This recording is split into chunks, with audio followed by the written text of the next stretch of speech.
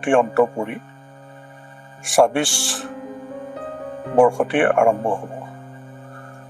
গতিকে ২৫ বৰ্ষটি আমি এনেধৰণে পাৰ কৰি সকলোৱে যিহেতু শান্তিৰ প্ৰগতিৰ এখন অসমত বসবাস কৰিবলৈ পাইছোঁ, মানুহৰ আশাবিলাকো পূৰণ হৈছে আৰু কিছু প্ৰত্যাহ্বানৰ সন্মুখীন হৈছে, ঘাত প্ৰতিঘাতো আছে, আনন্দও আছে।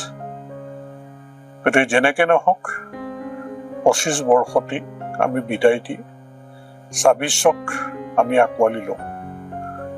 আহি থকা এই ২৬ বৰ্ষটি সকলোৰে জীৱনলৈ সুখ সমৃদ্ধি নামি আহক।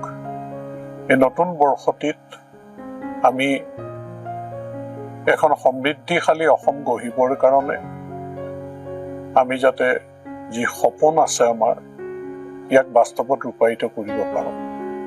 আৰু এই বৰ্ষটিতে যিহেতু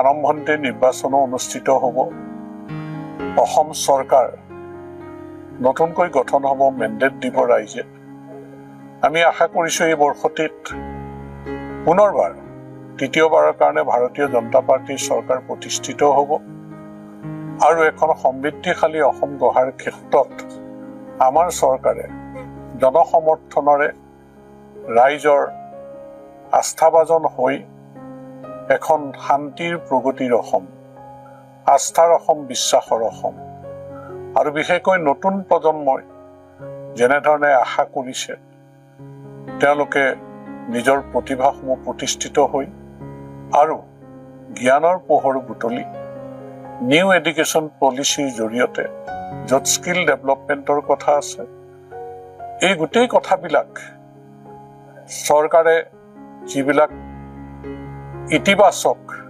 পদক্ষেপ গ্ৰহণ কৰিবলৈ যিবিলাক পৰিকল্পনা গ্ৰহণ কৰিছে, সকলো পৰিকল্পনাই যেন সফল হওক, বাস্তৱত ৰূপায়িত হওক, যাতে আমি এইখন অসমক দেশৰ ভিতৰতে শ্ৰেষ্ঠ কৰিবৰ কাৰণে সক্ষম হ'ব পাৰোঁ।